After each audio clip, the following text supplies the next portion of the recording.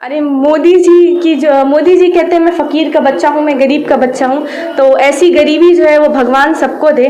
और मोदी जी के पास नई पार्लियामेंट बिल्डिंग में जाकर उसकी स्थापना करने का वक्त है, लेकिन गरीब मजदूर किसानों से बात करने का समय नहीं है। आप देश के प्रधानमंत्री हैं या अपने पार्टी के प्रधानमंत्री हैं, इतना बता दीजिए। पहले तो देश में प्राइवेटाइजेशन हो रहा है, 5 रुपए की रेलवे प्लेटफॉर्म टिकट 50 रुपए में बिक रही है। एक आम इंसान जो 2000 की नोट में, जो गरीब मजदूर है, अपना घर का महीना चलाता था, आज उसे ये भी नहीं पता कि वो अपने घर का महीना चलाए या फिर जिस तरीके से महंगाई बढ़ गई है वो गैस के सिलेंडर में पैसा दे या चूल्हे में खाना बनाए। पहले तो अपने चूल्हे में खाना बनाने का आपने नुकसान बता दिया और गैस सिलेंडर के दाम बढ़ा दिए।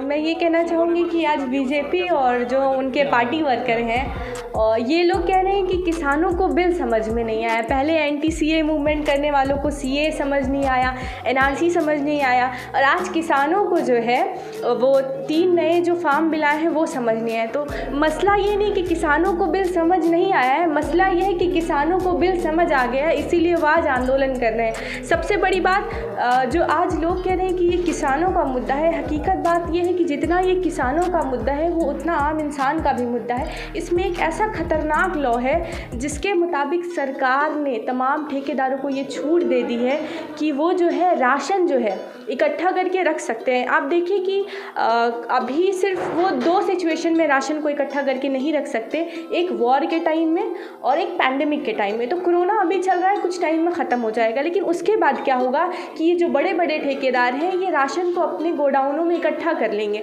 और जब सीबीआई की या किसी की रेड पड़ेगी तो ये सिंपली बोलेंगे कि ऐसा मामला है कि सरकार ने खुली छूट दे दी है और अब हम चाहें तो इकट्ठा करके रख सकते हैं। तो तेल इकट्ठा करके रख लिया, तमाम चीज़ें इकट्ठा करके रख ली, अब महंगाई बढ़ जाएगी। पहले तो देश में प्राइवेटाइजेशन हो रहा है, 5 रुपए की रेलवे प्लेटफॉर्म टिकट 50 रुपए में बिक रही है। एक आम इंसान जो 2000 की नोट में, जो गरीब मजदूर है, अपना घर का महीना चलाता था, आज उसे ये भी नहीं पता कि वो अपने घर का महीना चलाए या फिर जिस तरीके से महंगाई बढ़ गई है वो गैस के सिलेंडर में पैसा दे या चूल्हे में खाना बनाए। पहले तो अपने चूल्हे में खाना बनाने का आपने नुकसान बता दिया और गैस सिलेंडर के दाम बढ़ा दिए। तो ये जो किसानों का मुद्दा है, आज जो किसान जो है ठंडी में परेशान है, बीमार हैं और सड़कों पर लड़ रहे हैं। कुछ ऐसे हैं जो डायलिसिस के पेशेंट हैं, कुछ ऐसे हैं जो बहुत ज़ईफ़ हैं, लेकिन मोदी जी के कान पर जूं तक नहीं रेंग रही। अगर मोदी जी को ऐसा लगता है कि हमें और किसानों को ये मुद्दा, ये बिल समझ नहीं आई, तो मुझे एक पढ़ा लिखा प्रधानमंत्री चाहिए जो मुझे समझा सके कि इसमें हमारा फ़ायदा क्या है। बस यही सवाल है कि प्रधानमंत्री जी आकर समझा तो दे कि फ़ायदा क्या है। मोदी जी ने परसों रोज आके कहा था कि किसानों को डरने की बात है, किसान अपना जहां माल बेचना चाहे बेच सकते हैं, ग्रुप बना के बेचना चाहे बेच सकते हैं। अच्छा, ये एक बात है कि मोदी जी किस गलतफहमी में रह रहे हैं। अगर हम रिपोर्ट्स देखें तो पहले भी सिर्फ 6% अनाज जो है वो मंडियों में बिकता था। उसके अलावा किसान पहले भी स्वतंत्र था कि वो अपना अनाज जहाँ चाहे वहाँ बेच सकता है। तो मोदी जी ने ऐसा कुछ नया नहीं किया है। और अगर किसान ग्रुप बनाकर अपना राशन बेचेगा तो वो खेती कब करेगा, क्योंकि आप MSP की गारंटी तो दे नहीं रहे हैं। ये आखिर आपको क्या लगता है किसके लिए काम कर रहे हैं? 2 नाम आ रहे हैं, अदानी और ये। जिस तरीके से देश में सारी चीज़ें प्राइवेट हो रही हैं, जो भारत पेट्रोलियम था अंबानी अडानी पेट्रोलियम हो रहा है, तो ये तो बात बिल्कुल साफ़ है कि मोदी जी काम किसके लिए कर रहे हैं। आप एक बात याद रखें, ये we the people of India है, I the people of India नहीं है। अगर देश हित में नहीं सोच सकते हैं आप, तो आप अपने पद से इस्तीफ़ा दे दें, क्योंकि ये देश जो है वो स्वतंत्र है और लोकतंत्र है, अपने बारे में सोचना जानता है। सरकारी जितनी चीज़ें थी रेलवे और वो सभी को प्राइवेटाइज कर दिया है, अब जो पब्लिक के पास चीज़ें हैं उसको भी ये क्या हासिल कर रहे हैं? देखिए, मोदी जी यहाँ पर कॉन्स्टिट्यूशन भूलकर मनुवादी बातें करते हैं, क्योंकि अगर प्राइवेटाइजेशन को मोदी जी को सपोर्ट करना होता तो कॉन्स्टिट्यूशन के पहले ही पन्ने में लिखा हुआ है सोशलिस्ट।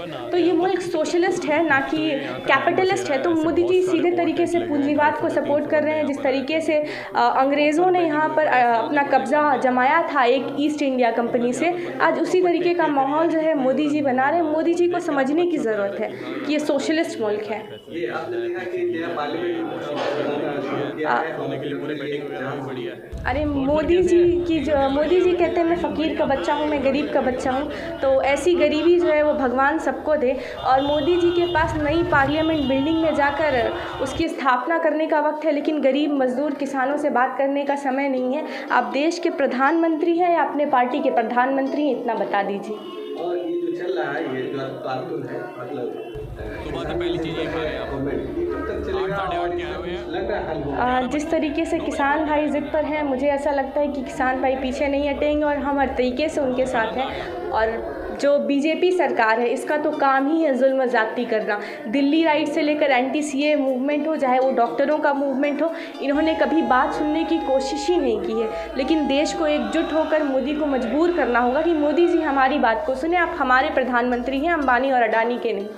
तो जिस तरह सीए आंदोलन चलता रहा, अगर कोरोना नहीं आता तो इस तरह चलता रहता, तो उसी तरह क्या लगता है कि किसान आंदोलन भी चलेगा? बिल्कुल ये चलेगा, क्योंकि आज देश जो है वो किसानों के साथ है। 3 लाख किसान ठंडियों में ठिठुर रहे हैं, तो यकीनन ये आंदोलन चलेगा। और आप क्या चाहती हैं किसानों के लिए, क्या है? मैं चाहती हूँ कि मोदी जी ये 3 जो नए कानून हैं इसका पूरा रोल बैक करें और किसानों को एमएसपी की गारंटी दें, क्योंकि इस देश में किसान वो हैं जिन्होंने कोविड काल में देश को संभाले रखा। कोई भी अरबपति, लखपति या कोई भी बिजनेसमैन नहीं था जिसने देश को संभाले रखा। जो हमारी ज़रूरतों की चीज़ थी वो किसान ने हम तक पहुँचाई। तो आज किसानों को हमारी ज़रूरत है, तो बहुत ज़रूरी है कि हम सब उनके साथ लड़कर खड़े रहें और आंदोलन का हिस्सा बने, क्योंकि एक आम इंसान की आवाज़ है। किसानों के साथ साथ इसमें आम इंसान का भी नुकसान है।